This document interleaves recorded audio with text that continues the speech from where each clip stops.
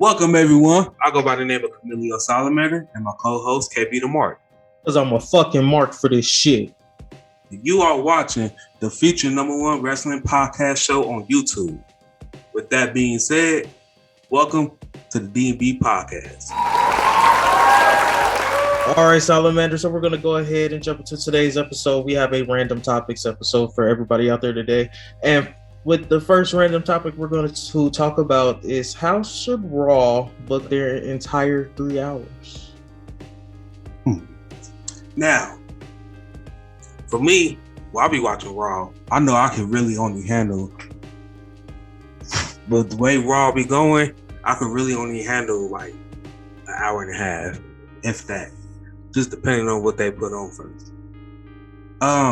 But I'm going on, I think like the first 2 hours, you should get the regular show, how we usually get. But the third hour should be the main event. And I think like since Bobby Lashley is the champion, he should go ahead, when the third hour hit, he come out, him and MVP sit on the commentary desk, you feel me? And then that'd be the main event. So then everybody who's in the main event scene, who's potentially could be a contender for the championship, they go ahead and, had a little, they had matches and stuff. So it may be one match, maybe Braun Strowman versus Drew McIntyre, then the other match may be Keith Lee versus Cesaro. Then the other one may be Seth Rollins versus anybody who's in that main event scene. But it's just like, he's observing his featured competitors and everything. And it just make the third hour more entertaining. Like, you guarantee, like, that just shows you that Bobby Lashley, he don't have to have a match every week. He can have one every now and then, but, for the most part, he's there. You hear his voice. He's on commentary. He's observing. He basically, like, he's studying film. He's there. He's observing his, like I said, his featured competitors. So if he's there for like 3 weeks straight and he's seeing that Cesaro's on SmackDown, but he see that Seth Rollins, he's on SmackDown. But if you see like, Drew McIntyre going on like 3 weeks in a row, he won. So right now, everybody in the scene, he leaves. So right now, he's gonna be the one that's gonna face him. So he's studying him. So then that just make that match more better because he's been studying him. So he's gonna be anticipating his moves and everything like that.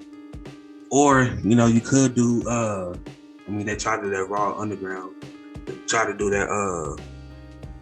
But Mick Foley said that it's gonna be more dark and hardcore or whatever. That ain't last long. They needed, if they're gonna be 3 hours, they need to do something. I really believe like the first 2 hours should be like the regular show, that you get like the SmackDown show.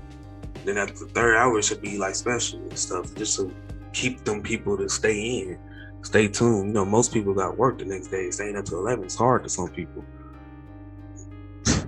but just make it more interesting and stuff. And since that's the main title on the show, why not make the third hour all about the main title?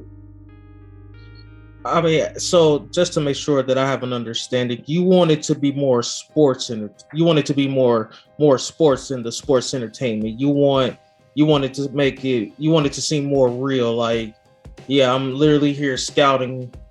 So say if you're the Almighty, you're out there literally scouting your competition. Yeah. But you want that to be every week, and you want the main stories should go on that third hour. Yeah. Like everything regarding the main event, like everything regarding the WWE title, third hour. That's what that's for. So you get your mid card, your tag team, your women's, all that stuff in 2 hours. That's a good time span for them. You got all that in that. Because you can think about it, look on SmackDown. Look how many people in the main event scene that take up that 2 hour span. Now just imagine they're not there and you can get more time to them people that you're not using. The mid card, the women's, the tag, and then leave the whole third hour for it's most of the roster's main event seems like 5 to 6 people. So you leaving that whole hour, that's 3 matches.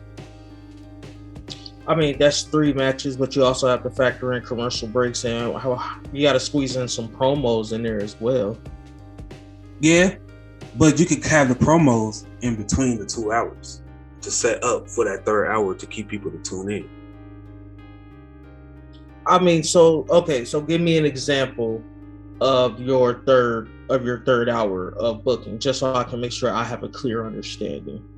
So let's say like Bobby Lashley, he's not booked to wrestle this week, right? Right. So, you get the standard show. The show goes on as we do the opening fireworks or whatever. Whoever's the first match, whatever the first segment is or whatever. And then you get this one segment like at like 9:20. But no, come on, 8 o'clock on it. Yes. At 8:20, you get this one segment. MVP walking backstage, somebody stopping. That's in the main event scene. And then, they're talking to him. And so basically, I'm gonna be the next one to face the Almighty or whatever. And then, that could be like one little thing to set it up. Like it's building up hype because, whatever dialogue is put together in that scene, because it don't even gotta be any promos ain't even gotta be featured with Bobby Lashley. Like, MVP is mouthpiece, so it could be with him too. Something that simple. Or somebody just having just a small exchange with him, just to let him know, like, hey, I'm about to look at you. Y'all about to recognize me or whatever. I'm about to put y'all on to me or whatever. And then they go ahead and continue the show. And then maybe a promo from like Braun Strowman or Drew McIntyre or whatever. But continue the show, keep it going. And then the third hour hit. Once it hit, 10 o'clock, you hear Bobby Lashley music. Him and MVP come, he do his thing, go ringside, sit down, on the commentary desk, and then whatever the first match that's booked for the main event scene come out, and they have whatever stipulations or whatever, boom. So these won't just be normal matches. These will be like specialty matches that are centered around your main event guys that you're pushing at that time. It could be either or. Like a regular match is cool. But if it's gonna be a regular match, like these three, each of the match got at least be 15 minutes. Because 3 matches, 15. That's 2 matches be 30 minutes. Then the last 15, that's 45. Then the last 15, the commercials for the third hour. So competitive matches. They ain't even gotta have no stipulations. Regular matches, 15 minutes. Go ahead. Just make this entertaining. We want to keep the viewership up in the third hour. Y'all are big name people. Y'all in the main event. So, yeah, 15-minute match. Show everybody what y'all can do. Make it entertaining. I mean, I guess I understand. It's just, that's a lot of scouting to do for that hour. And that's a lot to try to, I want to say, squeeze in, especially if the stuff that you're doing earlier doesn't always pertain to the main event. I guess I'm just having a hard time seeing how you're going to squeeze in that much. But I also see the perks of it as well, because if you're doing it like that, your writing team is having to produce a better show to keep the fans interested for that main event third hour. Just that one change will change the whole format of the show. Right. Force people to have to actually dig deep. Like, dang, I can't use Drew McIntyre in the opening scene. I can't have him wrestle first. So I gotta put somebody else on. I gotta put Ricochet on TV. He ain't been on TV in a while. I gotta put Drew Gulak on TV. I gotta use these people. Instead of when April 15th come around, they let you go. It forces you to use it. Sure. You got tag teams. You need tag divisions. It forces you to build that stuff. You instead of just 1 week, Charlotte Flair, she coming out there just by herself, and the next week she just automatically tagged up with somebody in the tag team. Like, instead of doing stuff like that, you got more time to actually build up matches and stuff. And not saying they got to be the same thing in the pay-per-view, because Bobby Lashley, whoever he fight, can go on first at Backlash or whatever. You know, it's just like for Raw, because Raw is 3 hours. So just to make that third hour more entertaining and just changing that, making the third hour all about the WWE title and the main event scene, it will force the other 2 hours to change. And it have to be entertaining to make you want to stay in for that third hour. No, and that's what I like about your idea, because you're putting the onus back on Vince McMahon and the writers.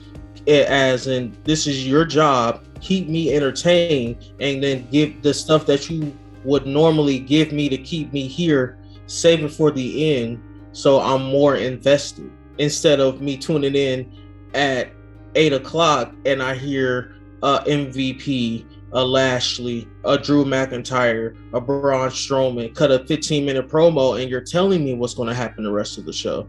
I like the idea of putting the onus back on Vince and the writers. Give us better television. Yeah. That's why, like, the first hour, they be having all the viewers, because they give us everything. Like, they basically giving us, like you said, like the main event. They're giving us everything that we really tuning in for Raw for, right then and there. You know, build up to it. You know, build the anticipation for it. They come on, we know that we will see them at 10 o'clock. So instead of me be like, all right, I'm gonna flip back at 10 o'clock, you know, at 8 o'clock, make the show interesting to make that them people stay and everything. Make them stay. No, absolutely. It was a point I used to watch Raw all 3 hours. I remember when they first did it. Like it was like in the early 2000s. I remember that. And then the show was very interesting. That stuff was good. Like all 3 hours was. But I don't know. It's like they don't know what to do. Like if they got more than 3 hours, like more than 2 hours, if it's not a pay-per-view, they don't know what to do with the show. True. I like I said, I agree with you 110%. Put the onus back on Vinnie Mac and the writers. I like what you said. The only thing that I would change more so is just giving the women more time and actually having. I don't know if there are women writers in there, and if there are, there need to be more. Like, do you need a separate women's writing team that writes strictly for women? I believe that men shouldn't be writing for women wrestling, because they don't get it. I was gonna say, if anything, all the women stuff that we see, a man is writing that. A woman is not. And I do agree. Like, I do think when it comes to women's segments at all, like, they should just be able to put their input into it, but it should be written by a woman, and it should be like, cause like they understand it's there. Like, it's literally there. Like if we write some stuff like the two women going together, going against each other, it's gonna be like some BS, basically, some stuff that only a man would think, that, you know, how females fight. Right. That's what we get. The stuff that we be getting now. No, and I agree, and I'm like, it should definitely be a group of women writing for the women's division. To me, it's the only thing that logically makes sense, because I guarantee you, a woman wouldn't write for, you know, another woman to come out and throw a bucket of water onto another woman and then have the other woman slip on it. Like, no woman is going to write that. That's not funny. There was nothing about that was funny. It actually makes everybody else in the match look like fucking geeks, honestly. Yeah, exactly. And that's just not something I can get with. And give these women more time. Like, the fact that these women are getting 10 or less minutes on a 2-hour and a 3-hour show is mind-boggling, especially in WWE's case. You have some of the greatest women's rosters on the planet. And you know what's crazy? I watch Impact on Thursdays, and they have like 4 to 5 women's segments and multiple women's matches in the same night. And I'm like, and these women can go. Mm-hmm. Not only that, their knockouts which is the women's tag team championships, the matches look better. It's not booked to make these women look like fucking goobers. Like, I don't understand is I watch Impact, and Impact has significantly less viewers than WWE, but their women's division is booking wise and production. I won't say production wise, but booking wise is head over heels better than WWE. And WWE has some of the best women in the business, and you can't write for them. You're giving them BS segments and not enough camera time to actually get themselves over. And that's the problem to me. Because the main roster can literally be as good as the NXT women's division. It can easily be that good. Easily. But Vinnie Mac and whoever they have writing for him just thinks that, hey, let's throw buckets of water at these women. And let's have the other ones slip and fall. And then let's make fun of the one who slipped walking down the ramp on WrestleMania. That's what they think is funny. And none of that's funny. Like the slip, it was hilarious, yes. But it was something that was funny, and we leave it there. We'll talk about it when WrestleMania comes back around as a blooper. We don't make fun of it. It just pains me to see how much these women want to put in, and WWE won't let them because they have to adhere to what they believe is what the women's division should be. Hey, you know what I want to see happen in a women's match? What's that? A women's Hell in a Cell match, right? Mm. I want to see a woman get thrown off the top. You know their body is not going to survive that. I want to see it though. I think that would like people. If something like that extreme happened, people will start taking the women's division more serious. I mean, we had Hell in a Cell match, but it was good, but it was like, if you compare it to like the men's, like if that was a men's match, it would be like a 2-star. I mean, I like the Becky Lynch versus Sasha Banks Hell in a Cell. That was one of the better ones. I mean, to set the bar, like Sasha, let me throw you off the top, like type shit. Like that would be extreme. Like what nobody think about it though. Like I mean the first women's Hell in a Cell match was good between Charlotte and Sasha Banks. Other than the fact that the table didn't break. Other than that, I like that Charlotte versus Sasha. It was a Hell in a Cell, but it was like it was a TLC match in a cage. That's what that was. Oh it was still a Hell in a Cell. They just brought a table out, and the table didn't break. You didn't go out the cell. You don't always have to go out the cell. What's the point being a Hell in a Cell? Main event Uso and the Tribal Chief didn't go outside the cell. You're not gonna go out the cell being a steel cage match. It's at the pay-per-view Hell in a Cell. Why would it be a steel cage match? What's the point? What's the point of being in a steel cage if you're not gonna go out the steel? What's the point of being in Hell in a Cell if you're not gonna go out the Hell in a Cell? You don't always have to go outside the cell. Look, every Undertaker match that he was in the Hell in a Cell, they went out that month. They didn't go out on the Triple H and Shawn Michaels the Triple H and Undertaker at WrestleMania. They stayed inside. I swear they did. No, they stayed inside. They didn't go outside. They went outside the ring, but they didn't go outside the cell. The only time that cell door was open was to let the other referee in. Now they did go out when he had the Shane versus Undertaker. They went out of the cell for that one because Shane has to do his death-defying leap of faith. Or if not, ain't nobody gonna get thrown off. Look, one of the women's jump from the top. Are you trying to kill them? They can do it. I have no doubt they can do it. I don't want to see them do it. Salamander, this isn't the 90s. We don't have to see that stuff. And that's actually a nice little segue into our next discussion. Did you see the bump that Chris Jericho took on this Wednesday's Blood and Guts Dynamite?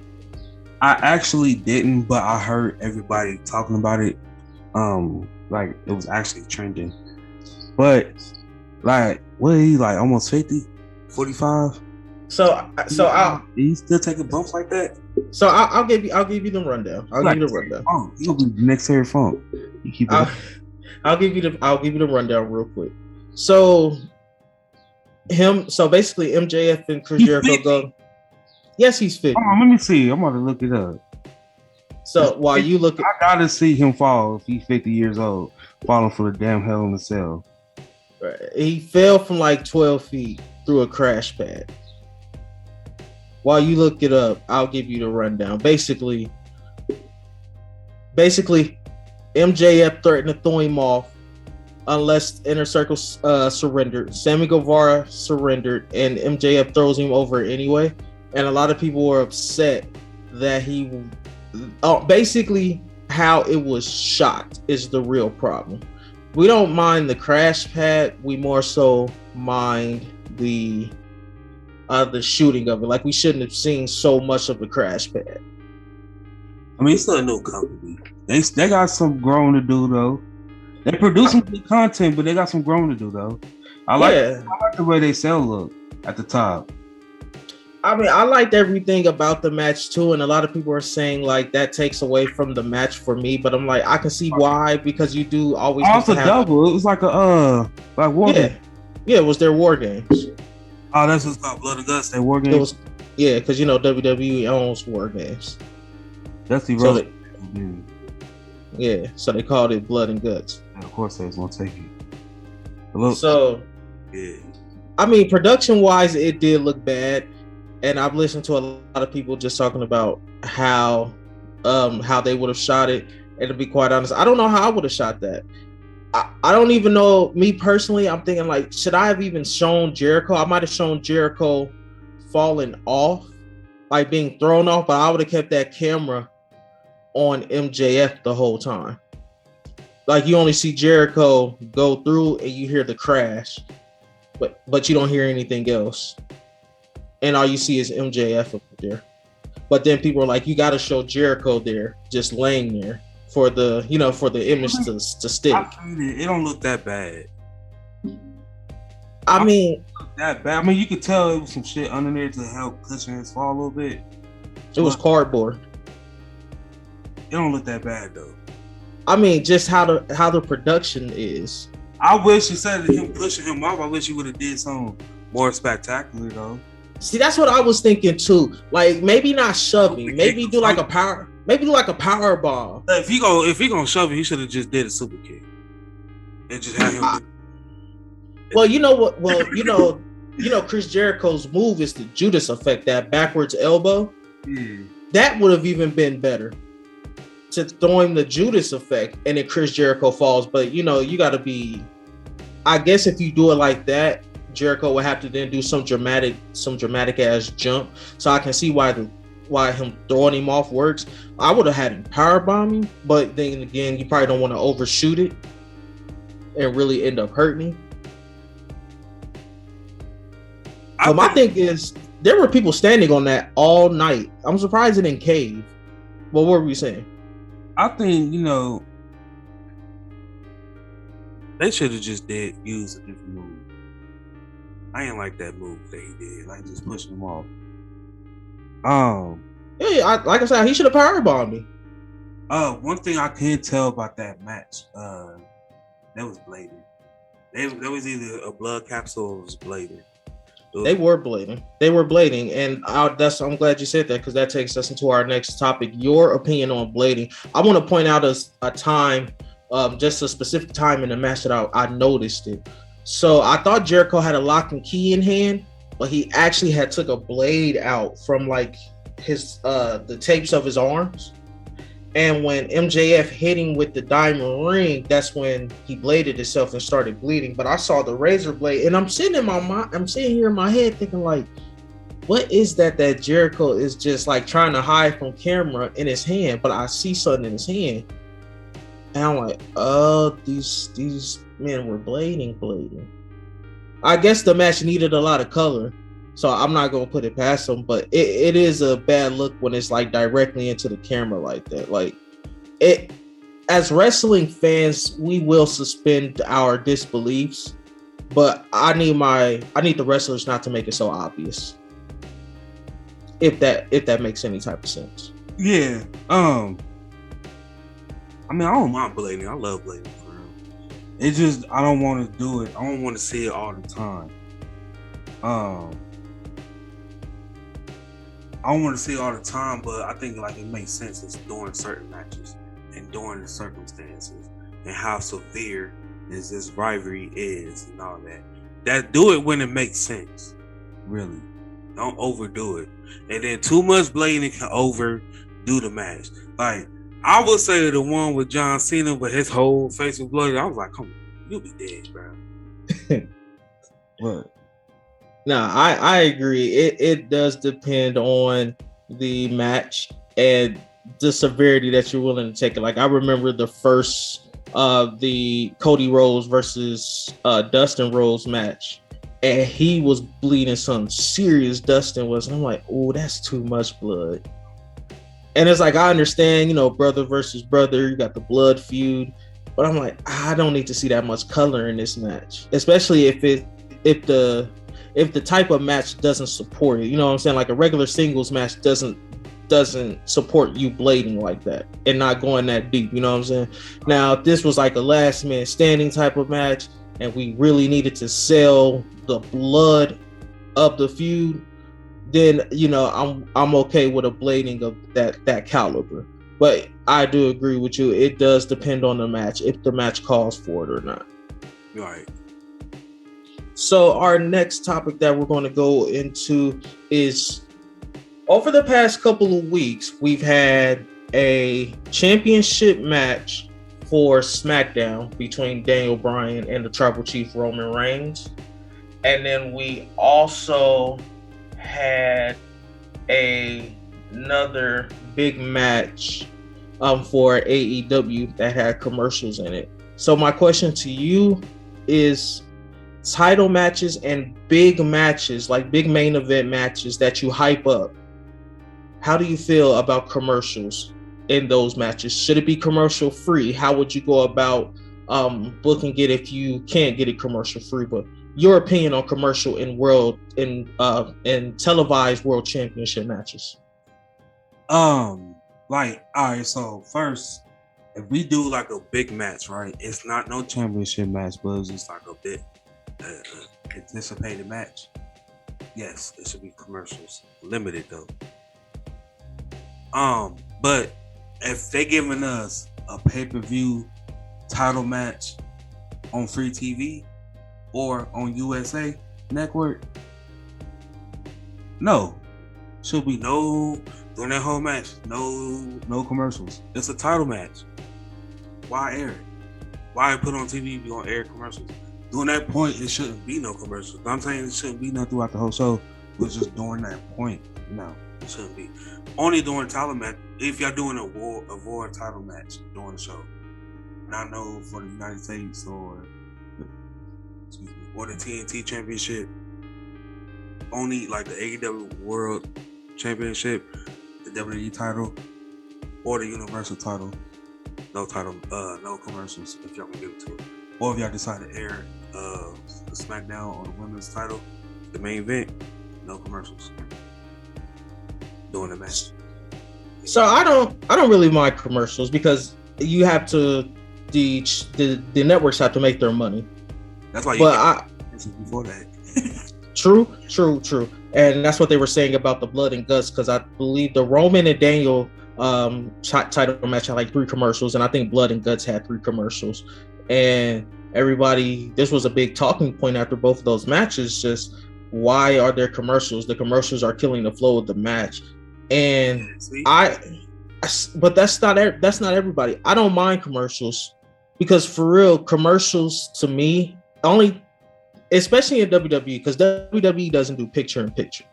So that's your time to go to the restroom, do what you have to do. You come back, and typically during those commercials, it's a lot of low points anyway. You know what I mean? They don't do too many high spots during those commercial breaks, even at a live event. You know what I'm saying? Yeah. Like it's very low. Now with AEW, they do picture in picture, So you really don't have anything to complain about as an AEW fan because you're not missing the match, you're just missing the commentary. You know what I mean? Like, you're still getting the match, it's just in a smaller box. So you're not missing anything. You can choose to watch that box or you can choose to pay attention to the commercials. Everybody has that choice, but you're not missing anything until maybe, I want to say, 2 commercials.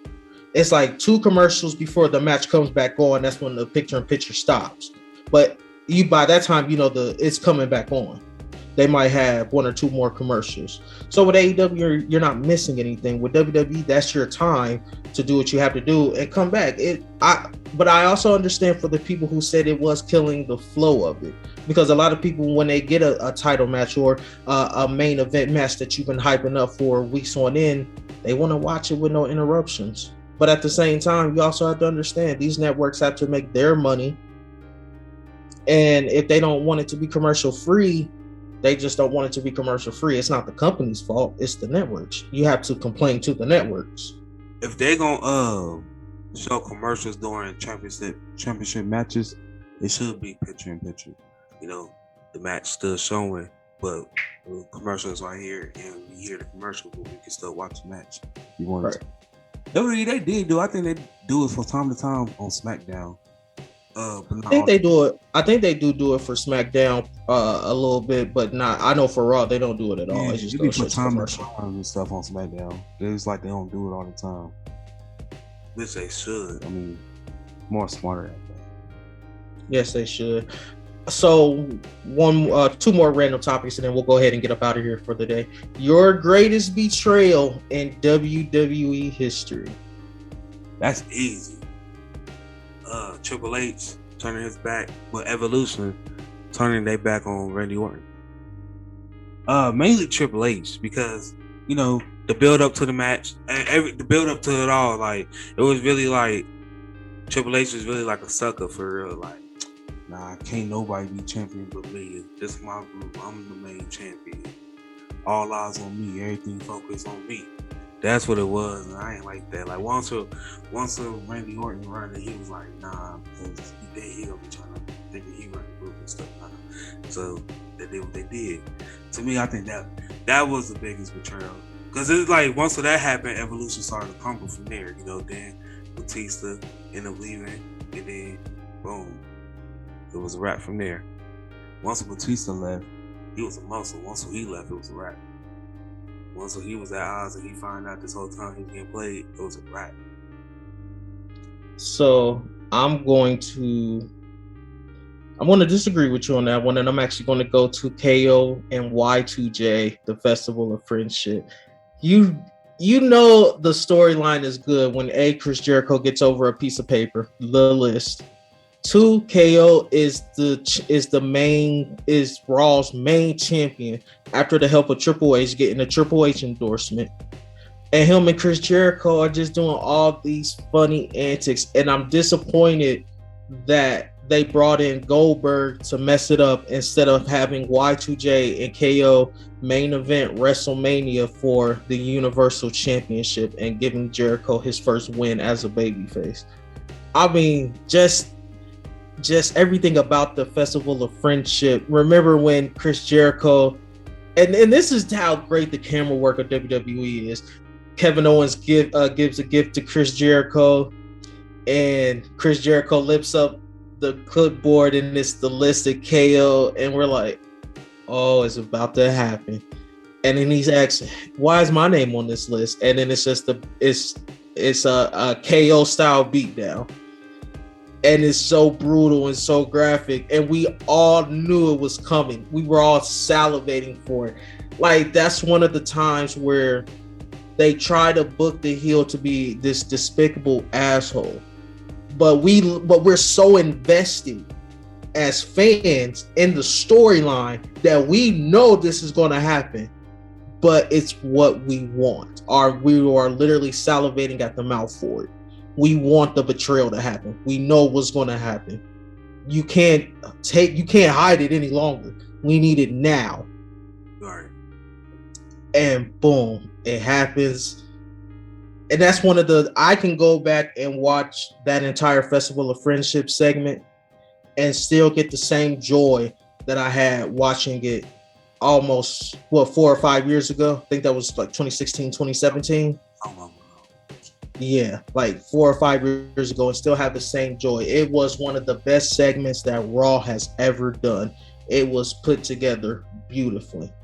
And I'm upset that they brought in Goldberg to take it off of KO. You know, he has a thing of removing championships from the people who need them the most going into WrestleMania. Mm-hmm. He did it to the Fiend later on. Mm-hmm. It's a shame. That is what. Braun won it. Braun won it, but they took it off the Fiend in I want to say Saudi. They did it over there across seas in Saudi, and they put it on Goldberg because they were going to do that spear versus spear match, but Roman pulled out, and they were forced to give it to Braun. Like, he's done that twice. All right, Salamander, we're going to jump into our last topic. Who should be the WWE Women's Champion on both brands at next year's WrestleMania? So these are the women defending their titles at next year's WrestleMania. Oh, man. All right, so Raw. Ooh, that's hard. You said so by next year? Next year's Mania. Now, mind you, you can have, so if they're on Raw, but you would want them to be like the SmackDown's champion, you can do that. I will say I have, it's between two people. It depends on what they're doing with Alexa Bliss. They doing her like a female Fiend, then I can see her becoming it. But if I get my hopes up, it's gonna be Shayna on Raw. But for SmackDown, nobody. Bianca. Really? Yeah, she gonna hold it for a whole year, unless Becky come back. If Becky come back, then Becky will have it, or she will win it at Mania. But I'm sticking with my word. If Becky come back, she come back during the Royal Rumble, and she gonna come back and get it at Mania. But Bianca, ain't nobody worthy enough on there. Ain't nobody will. She already beat Sasha, so what? They gonna run that 3-4 more times. She about to beat Bayley. They gonna run that 3-4 more times. Ain't nobody on SmackDown that can really compete with her. She gonna hold it for a whole year. I can see that. So I would actually have Asuka going into WrestleMania as my SmackDown Women's Champion. I don't like Asuka on Raw. Yeah, she's more of a SmackDown Women's wrestler to me. And then on Raw, I would actually have the Boss, because the Boss is in a SmackDown super. You know what I'm saying? A female SmackDown superstar to me. She's more of a Raw superstar. She should be up there with the Charlottes. You know what I'm saying? The Charlottes, the Becky Lynches. That's where she should be. Like, that SmackDown should be for the Asukas, the Baileys, the Bianca Belairs. You know what I'm saying? Like, SmackDown should be it should be able to be distinguished from the Raw Women's division. Like, it should be able to stand on its own two merit. Like, when I think of Raw, like I said, I think of Becky, I think of Charlotte, I think of Sasha. You know, I think of those three women as pillars of that Raw women's division. And then for SmackDown, I would want to see Bayley, Bianca, and Asuka as the three pillars for that SmackDown women's division. And you build around them. Same thing for Raw. You build around those three women. But those three women, there are going to be times where none of them are in title contention, but one of them should always be close or near the title picture. I'm not saying for you to fall back on them, but they should always be putting other people over, other women over, but also you booking them correctly that it allows them to put somebody over but stay in the title picture. I do want to say this, right? Before we go ahead and head out. I'm looking at the roster. Right. You know, Riddick Moss is still signed with WWE. Riddick Moss? Yeah. I thought they'd let him go with what's his face, Mojo. I did too, but he's still on here. And then I guess they changed the Singh brothers' name. Yeah, to the Bollywood boys. Shanky and Veer. No, those are Jinder Mahal's new people, I think. This ain't the Singh brothers? Are they short? I don't know. I just seen them on the Because I know Jinder Mahal's got two new flunkies. Yeah, it said that they signed to them in 2020. Yeah, I know he's with two flunkies right now on Main Event. These are the people that they when they went over there in Saudi Arabia. Mm-hmm. Some of the two wrestlers that they signed over there. Yeah. Hey, you see that Mansoor came and finally made his main roster debut. I was so happy that they let him lose. Because they should have been. He was on NXT for a little bit. They should have gave him a push because all they was doing is just he would get the victory in his hometown, but it was like, all right, the first time was cool, second time was cool. Then it was like after that second time, then that was a big moment. We needed him to go ahead and go on to the next step, and that be on the main roster for us to see on weekly television. But they didn't do it till now. Niggas,